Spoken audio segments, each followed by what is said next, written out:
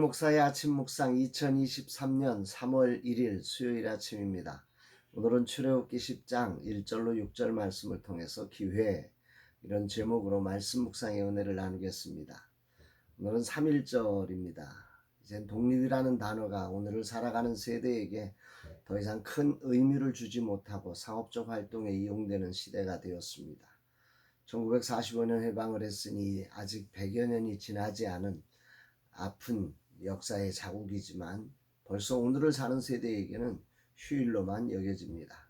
우크라이나의 전쟁, 튀르키예의 지진 등 세계 곳곳의 위험한 일들이 갑자기 벌어지지만 우리는 괜찮을 것이라 생각합니다. 북에서 쏘는 미사일 발사의 방향이 조금만 달라도 당장 치명적인 피해를 입을 수 있는 나라가 우린데 말입니다. 주님, 이 나라와 이 민족을 위해 기도합니다. 주님의 소중한 뜻 가운데 외세의 침략과 압박을 받았습니다. 그 가운데 독립과 해방을 맞았지만 곧 전쟁으로 폐허가 되었던 나라입니다. 하지만 세계사에 유례없는 부흥을 이루어 선진국의 대열에선 이 나라가 되었습니다. 이런 놀라움을 담은 이 나라가 하나님의 소중한 뜻을 담아 쓰임받게 하옵소서. 역사가 준 교훈을 잊지 않게 하옵소서. 기도하는 아침입니다. 이제 내일 목회사관학교 개강 예배를 드립니다. 9기 10기생들이 모여 드릴 예배 가운데 주님이 영광을 받으시기를 기도합니다. 그리고 금요일 스콘 플랫폼 개발을 위해 파트 프라임과 본격적인 작업에 들어갑니다. 주님의 인도하심이 있기를 기도합니다. 이날 주님은 어떤 말씀을 주실까? 본문에는 출애굽기에 나타난 18번째 예언의 말씀이 나옵니다. 그것은 바로 메뚜기 재앙에 관한 이야기입니다. 4절, 내가 만일 내 백성 보내기를 거절하면 내일 내가 메뚜기를 내 경내에 들어가게 하리니. 하나님은 18번째에 걸쳐서 계속해서 예언을 통해서 하나님의 거룩한 뜻을 이제 바로에게 계시하시고 이 일을 이루어가고 계십니다. 내가 메뚜기를 내 경내에 들어가게 하리니. 여기서 말하는 메뚜기가 애굽 땅에 들어온다는 것, 단순히 몇 마리의 메뚜기가 생겨난다, 그 정도는 아니겠죠. 5절의 말씀에 근거하면 메뚜기로 지면을 덮어서 땅이 보이지 않을 정도로 정말 메뚜기 떼가, 엄청난 메뚜기 떼가 온다는 것을 말하는 거지요. 그리고 그것을 모두 다 먹어치운다. 모든 살아있는 것들을 먹어치우는 그런 엄청난 재앙이 올 것을 예언하신 것입니다.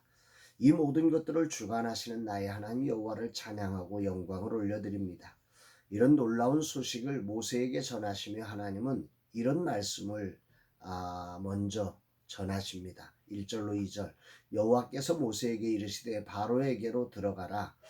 내가 그의 마음과 그의 신하들의 마음을 완강하게 함은 나의 표징을 그들 중에 보이기 위함이며 내가 애굽에서 행한 일들 곧 내가 그들 가운데서 행한 표징을 내 아들과 내 자손의 귀에 전하기 위함이라. 너희는 내가 여호와인 줄 알리라. 하나님께서는 모세에게 바로의 완악함에 두려워하지 말 것을 말씀하시면서 그 근거로 지금 이렇게 바로가 완악한 이유, 그래서 여러 표징들이 나타나는 이유를 두 가지로 이야기를 하고 있습니다. 그거 하나는 하나님의 표징을 통해서 애굽의 백성들이 하나님이 참신이심을 알게 하려는, 그다음 우상을 따랐던 그 백성들과 바로가 하나님을 유일한 신으로 인정하게 하려는 그런 하나님의 엄청난 구원의 계획 속에 펼쳐지는 일이고, 또 하나는 그 이스라엘 백성들 후손들에게 하나님의 위대하심을 눈으로 보고 귀로 전하게 하기 위해서 하나님 이렇게 하고 계신다 모세에게 말씀하고 있습니다. 모세는 이 말씀을 들었습니다. 이 말씀을 듣고 이제 바로에게 가면서 이 하나님의 이 섭리를 이해하는 거죠. 그 하나님의 섭리를 이해할 때 이 모세가 아주 당당해지는 것입니다. 그래서 이제 이 사실을 바로에게 전하는 모세의 모습이 조금 달라집니다. 3절에 보면 모세와 아론이 바로에게 들어가서 그에게 이르되 히브리 사람의 하나님 여호와께서 말씀하시기를 내가 어느 때까지 내 앞에서 겸비하지 아니하겠느냐. 내 백성을 보내라. 그들이 나를 섬길 것이니라. 모세는 조금 더 아주 이 하나님의 섭리 아래서 이런 과정들 바로가 완악해질 것이지만, 그러나 이런데 하나님이 이스라엘 백성들 가운데에 그 후손들에게 하나님의 그 하나님 되심을 전하게 하기 위함이고, 애굽 백성들에게 참신이 누구인지를 알게 하기 위한 이 하나님의 섭리가 이해되니까 아주 당당하게 어느 때까지 내 앞에 겸비하지 않겠느냐는 하나님의 뜻을 이 바로 앞에 아주 무섭게 전달하는 이런 모습을 보이고 있습니다.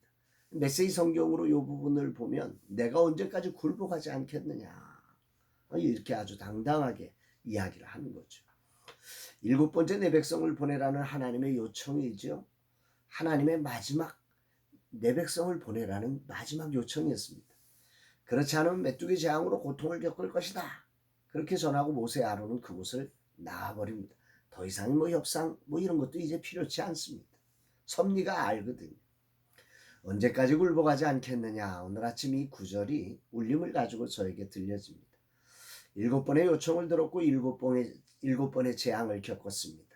이제부터는 더 이상 하나님은 이런 요청을 바로에게 하지 않으십니다. 곧바로 재앙을 내리시지요. 인생은 모두 기회가 있습니다. 인간은 신이 아니기에 한계를 가진 존재이죠.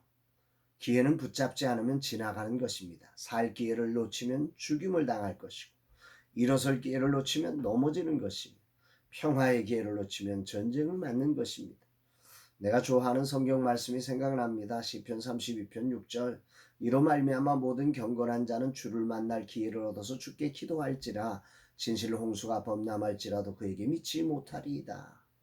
주를 만날 기회를 얻어서 인생의 모든 과정에 당신의 소중한 뜻을 담으실 수 있는 그분 앞에 설 때 인생은 진짜 기회를 얻습니다.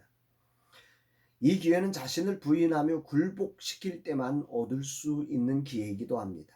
인생의 수단과 방법을 가진 이들은 그래서 이 기회를 놓치곤 합니다. 오늘 애굽의 바로가 이 기회를 놓치는 것처럼 말입니다. 오늘 아침 내가 어느 때까지 내 앞에 겸비하지 않겠느냐 물으시며 기회를 선용할 것을 요청하시는 주님의 거룩한 목소리를 듣습니다. 올해 내겐 매우 중요한 한 해가 될 것입니다. 금식하는 순간부터 주님은 다양한 모습으로 내게 말씀하시고 계십니다. 주 앞에 겸비하여 주님이 주신 기회를 얻어야 합니다. 이제 후반전의 삶에서 전반전 같은 실수를 반복하고 싶지 않습니다. 진실로 주를 만날 기회를 얻어 후반전의 삶, 주님이 이끄시는 그 놀라운 삶을 경험하고 전하는 종이 되기를 결단하고 기도합니다. 주님, 이 종이 겸비하여 주님을 만날 기회를 선용케 하옵소서. 이 종이 엎드리오니 이 종에게 은혜를 베풀어 주옵소서 고백하는 날입니다. 사랑하는 여러분, 이 3.1절 정말 이 민족이 독립을 향해서 부르짖었던 그 순간의 놀라운 사건들을 기억하며 우리 신앙도 다시 한번 독립을 선언하며 더 이상 세상의 종노릇하지 않고 정말 하나님의 백성된 참된 독립된 신앙인으로 세상에 하나님의 나라를 이루어가는 우리 모두가 되기를 주의 이름으로 축복합니다. 사랑합니다, 여러분.